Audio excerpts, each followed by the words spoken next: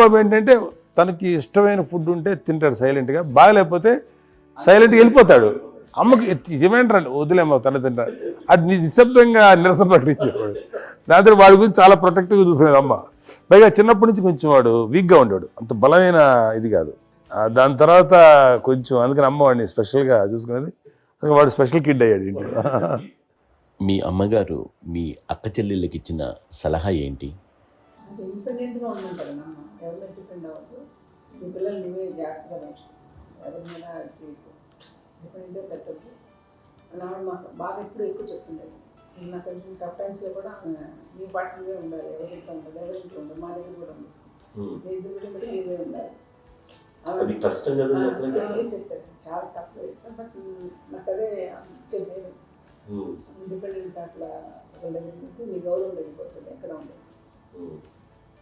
అది చాలా నాకు చాలా ఇన్స్పైరింగ్ ఉండేది అన్నమాట. అది ఇప్పుడు కూడా అది చాలా హ్యాపీగా అనిపిస్తుంది అని చెప్పింది. అంతే కదా, ఇప్పుడు మనకైనా రోగాలు వస్తే దేశీయస్వరం దాన్ని బాగా మనమే, బట్ తగ్గించే వాళ్ళు కన్సర్న్ చూపించే డాక్టర్స్ ఇద్దరు కింద ఉండొచ్చు, కానీ పోరాడాల్సింది మనమే సాగుతుంది. నాకు ఒకసారి కొంచెం ఒక డిప్రెస్డ్ ఇది వస్తే ఫేస్ ఒకటి, నేను ఇంకా మా అందరి నుంచి నేను సపరేట్ అయిపోయినట్టు ఒక సిచ్యువేషన్ వచ్చినప్పుడు అమ్మ నన్ను పట్టుకుని ఐఎమ్ దేర్ ఫర్ యువర్ ఎస్, ఎవరు నువ్వు అన్నా ఎస్ అన్న ఫ్రెండ్స్ కానీ ఎవరైనా సరే ఇప్పుడు కూడా అలోన్గా మటుకు అనుకోకు, నేను ఉన్నాను. ఆవిడ నన్ను పట్టుకొని ఇచ్చిన అఫెక్షన్ లేదా ఆ ఫీలింగ్ అసలు బలం అన్నమాట.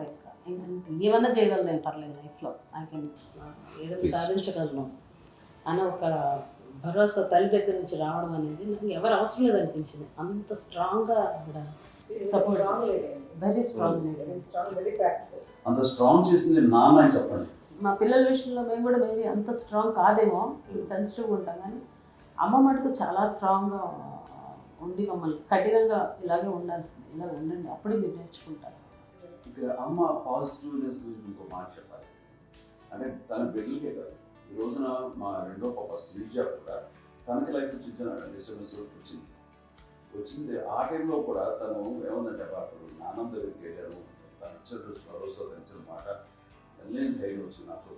నాన్నమ్మ దగ్గర ఎక్కువ కూర్చోస్తే కాబట్టి పాజిటివ్ ఫీలింగ్ వస్తుందని నాతో షేర్ చేసుకుంటాను.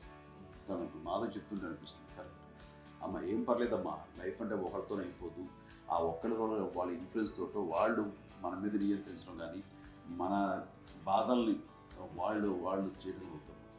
జస్ట్ నువ్వు నీ గురించి నీ మనసులో ఏదనిపిస్తే నీ గుడ్ ఫీలింగ్ ఏది వస్తుందో ఆ ఫీలింగ్ ప్రకారం వెళ్ళిపోదు. అంటే ఆ జనరేషన్ పీపుల్ ఎక్స్పెక్ట్ అలా కాదు, ధైర్యం ఉండే అందరికీ ధైర్యం బాగా ముందుకొస్తారు.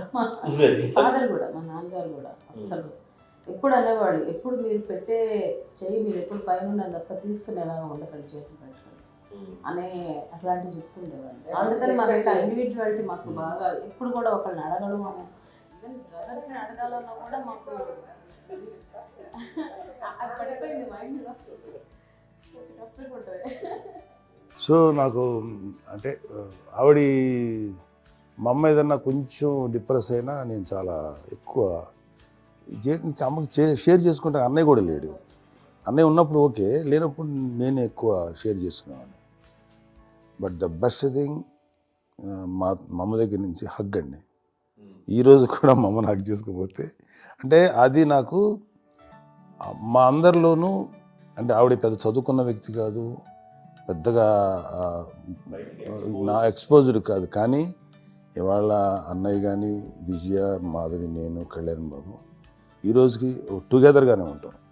మేబీ మాకు కొన్ని విషయాల్లో నాకు మా మాధవ్కి డిఫరెన్స్ ఆఫ్ ఒపీనియన్స్ ఉండొచ్చు, మా చెల్లికి మా అన్నయ్యకి అట్లా ఉండొచ్చు, కానీ ద ఇన్విజిబుల్ బాండ్ ఏజ్ మా అమ్మ ఇచ్చింది, ఆ లవ్ అండ్ ఎఫెక్షన్, హగ్, అవన్నీ ఆవిడ నాన్ వెర్బల్ అడ్వైజ్ ఏంటంటే అందరూ అలా కలిసి ఉండాలనేది ఆవిడ నుంచి మేము నేర్చుకున్నామండి. అది ఇట్స్ ఇస్ నాట్ వర్డ్లీ, అది నోటి మాట కాదు, అది వెర్బల్గా కాదు, నాన్ వెర్బల్గా చెప్పినటువంటి ఇది.